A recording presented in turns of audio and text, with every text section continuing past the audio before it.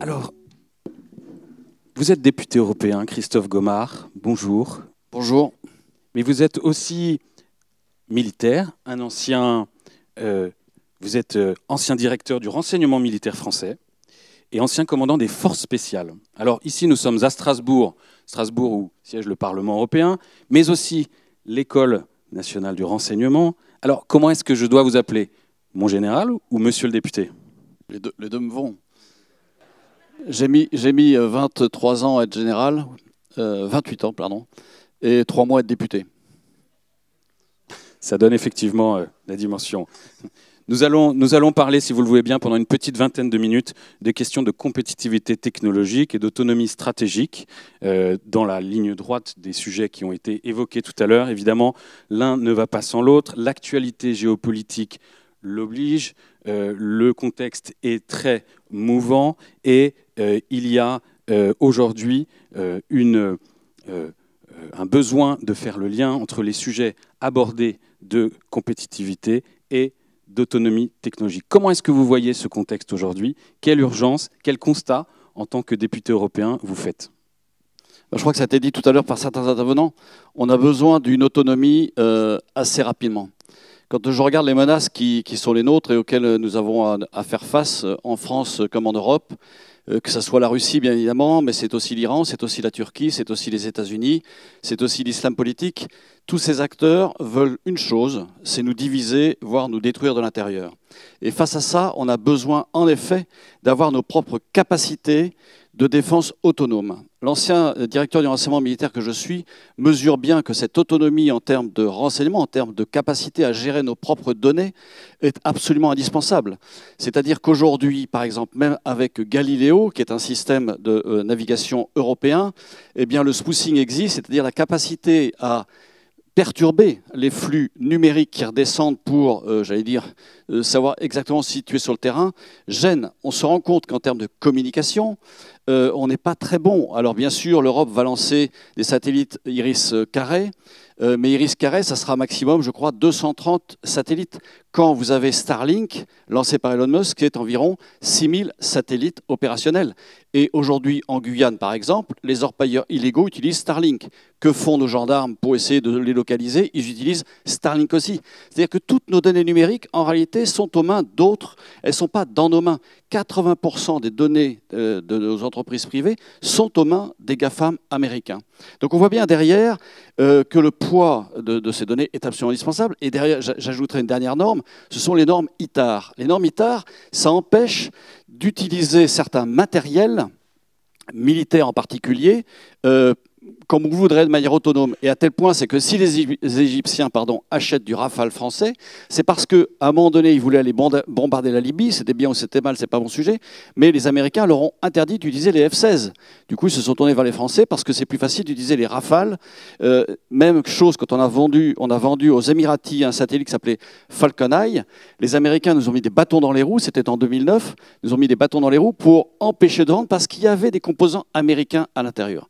Donc oui, il est nécessaire de retrouver une véritable autonomie stratégique au niveau non pas français, mais au niveau européen, parce que dans tous les domaines qui sont les nôtres et qui sont les vôtres en termes de numérique et digital, je pense que c'est un élément fédérateur, comme l'est d'ailleurs l'espace. C'est deux sujets majeurs de mon point de vue qui doivent être gérés au niveau européen.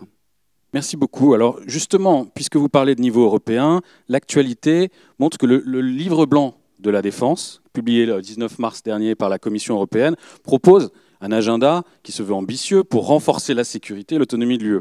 Alors, au-delà des intentions de ce livre blanc, quels outils concrets les institutions, les gouvernements européens peuvent-ils mobiliser pour renforcer notre base technologique et industrielle? Alors, nous avons une grande sortie faite par Madame Ursula von der Leyen, la présidente de la Commission, qui a annoncé 800 milliards d'euros pour la défense. 800 milliards d'euros, juste à titre de comparaison, les Américains dépensent 880 milliards de dollars par an pour leur propre défense. La France, entre 50 et 60 milliards si on compte les pensions. Et au niveau européen, quand on additionne tous les budgets de défense des pays de l'UE, c'est 350 milliards d'euros. On voit bien derrière le gap existant. Donc derrière ce plan de 800 milliards, en fait aujourd'hui c'est peanuts, c'est 0 milliard. Parce que c'est 150 milliards empruntés par la BCE qui seront mis à la disposition des États et 650 milliards qui peuvent être empruntés par les États avec des facilités, c'est-à-dire que ça ne compterait pas dans les pourcentages de leur propre dette. Donc derrière, au-delà de ça, maintenant il existe des vrais systèmes. L'Europe a lancé des plans comme ASAP pour 500 millions d'euros, comme EDIRPA pour 300 millions d'euros, qui servaient à aider l'Ukraine dans son combat face à la Russie. Au-delà de ça, hier, on a voté un plan qui s'appelle EDIP, c'est European Defence Industry Programme, pour 1,5 milliard. La bonne nouvelle de cette EDIP, c'est quoi? C'est qu'elle va réduire les dépendances vis-à-vis des États-Unis. C'est-à-dire que les composants, cet argent européen doit servir à acheter européen, et dans ces achats dans l'industrie européenne de défense, 70% des composants doivent être européens, et non pas la majorité des composants européens. Et ça doit être des éléments conçus en Europe, c'est-à-dire que des patriotes fabriqués sous licence, des patriotes américains fabriqués sous licence en Allemagne, ne peuvent pas rentrer dans le cadre de cette EDIRPA. Et qui a voté contre? Les Polonais, les Italiens, un certain nombre d'Espagnols. Fort heureusement, nous avions deux co-rapporteurs français qui étaient François-Xavier Bellamy et Raphaël Glucksmann. Et grâce au combat quotidien, non seulement des députés eux-mêmes, mais des assistants, auprès de nos homologues, pour essayer de les convaincre de cette nécessité d'être indépendant vis-à-vis des Américains, de regagner en autonomie. Donc oui, cette EDIP est absolument indispensable. Et derrière, je pense qu'il y a un outil à développer. Il faut qu'on ait notre propre cloud souverain. Il faut qu'on ait un cloud souverain de l'Union européenne. J'ai évalué ça et j'ai sorti un post sur LinkedIn ce matin que je vous invite à aller voir si vous avez 2 minutes, dans lequel j'explique que ça peut se faire en 3 phases. Il faut 100 milliards d'euros. Hier, je me suis adressé à un investisseur, il m'a dit, mais c'est ce qu'il faut avec une visibilité. 100 milliards d'euros en 3 phases, 30, 50 et 20 milliards d'euros, qui permettraient non seulement de consolider l'existant, mais également d'industrialiser et enfin d'adopter de manière massive ce cloud souverain européen. Et je pense que c'est ce que tout le monde, ce que vous tous, quand j'entends les restitutions des groupes de travail, appelez de vos voeux. Voilà ce que je pense être la nécessité et l'impérativité pour l'Union européenne. C'est très clair. Merci beaucoup. Alors, effectivement, vous évoquez la régulation européenne qui parfois peut être perçue comme un frein pour les innovateurs. Selon vous, Christophe Gomart, comment articuler cette volonté de réguler avec une nécessité d'accélérer le développement technologique en Europe, notamment sur les secteurs stratégiques et technologiques? L'Europe régule trop. J'ai encore entendu tout à l'heure un des participants en disant qu'il y a trop de règles qui sont effectivement trop gênantes. Et en plus, en France, on a la chance de surtransposer, donc on veut laver toujours plus blanc que blanc. Et quand l'Europe régule, elle ne va pas jusqu'au bout. Si je prends l'IUCS, qui permet de protéger nos données, on ne va pas assez loin. C'est-à-dire que on n'interdit pas aux GAFAM l'accès à des contrats qui concernent nos données stratégiques, par exemple.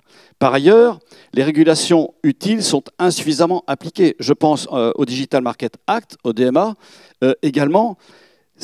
On n'empêche pas les GAFAM, on n'est pas assez anticoncurrentiel. C'est-à-dire que par rapport aux lois américaines, on n'impose pas. Alors si, il y a eu des décisions prises récemment par la Commission européenne, et c'est une bonne chose vis-à-vis de certains GAFAM, mais il faut aller beaucoup plus loin, je pense que c'est absolument nécessaire. Il faut sortir du déni.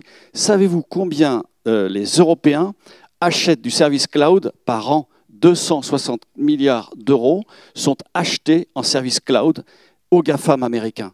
C'est 260 milliards. C'est 2 clouds souverains par an. C'est gigantesque. Et je pense que c'est ça qu'il faut voir. Et l'Union européenne doit s'investir beaucoup plus dans ce domaine-là. J'oublie pas les trous en RH, car derrière, je ne suis pas certain qu'on ait le nombre d'ingénieurs suffisant, le nombre de techniciens suffisant pour répondre à ce besoin de régulation dont vous parlez et pour répondre aux besoins qui sont les vôtres, vous qui êtes dans des entreprises comme DSI. Alors, je vous propose, dans les quelques minutes qui nous restent, de faire un petit exercice de prospective. Si l'on se projette à l'horizon 2035, c'est-à-dire à 10 ans, qu'est-ce que, selon vous, devrait avoir accompli l'Union européenne pour qu'elle puisse se dire technologiquement et stratégiquement autonome, notamment, évidemment, en matière de défense? Et à l'inverse, qu'est-ce qui serait un échec? Alors, j'ai 10 points, Mais l'échec, c'est déjà de ne pas être capable d'assurer notre propre sécurité. Et ça c'est un véritable échec. C'est-à-dire ne pas être capable d'assurer, on n'a parlé de cybersécurité tout à l'heure, ce serait un véritable échec. C'est comme si vous disposiez d'une superbe véhicule et que vous ne disposiez pas de la clé pour le protéger. Et on voit bien, même quand des pizzas, les cambrioleurs arrivent à voler nos véhicules justement grâce aux données et grâce au vol de données. Mais sur les 10 points à activer avant 2035 ou pour 2035, la première, c'est le cloud souverain dont j'ai parlé. Ça, c'est absolument essentiel à un horizon de 10 ans. La deuxième, c'est de disposer sur de leaders du marché en cybersécurité, en quantique et en intelligence artificielle. La troisième, c'est de disposer d'un écosystème d'infrastructures autonomes, infrastructures en recherche et développement, de protection des infrastructures critiques. La quatrième, c'est avoir une base industrielle et technologique de défense européenne beaucoup moins fragmentée et beaucoup plus, j'allais dire, non pas interopérable, mais en tous les cas qui permettent de coopérer entre eux. Et ça me paraît indispensable. Pour ça, c'est le rapport Draghi. Enfin, sur le plan défense, il me semble nécessaire de disposer d'un C2, c'est-à-dire un command and control, les militaires qui sont dans la salle comprendront, une capacité de commander des opérations de manière autonome, sans les Américains. Sans les Américains, on voit bien aujourd'hui que les Américains seront prêts à nous lâcher. Il y a une espèce de déni, même au Parlement européen, je vois bien, parmi mes collègues, où certains se disent, bon, on va attendre 4 ans, et dans 4 ans, on va revenir au business as usual, on va attendre que Trump passe. Mais non, c'est se tromper sur la réalité des Américains. Je conseille à chacun de lire un livre sur l'ami américain, écrit par Eric Branca, qui vous dit la réalité des choses et la façon dont les Américains voient réellement la France et l'Europe. C'est à lire, c'est un retour en arrière historique, mais on voit bien qu'en 40, les Américains ne soutenaient pas du tout De Gaulle, ils soutenaient plutôt Pétain. Juste en termes de rappel. Ensuite, dans l'espace, il me semble indispensable, c'est mon 6e point, d'avoir des capacités de navigation autonomes, c'est Galileo, mais Galileo renforcé sur le plan défense. Le 7e point, c'est des capacités de communication, j'en ai parlé avec Iris Carré.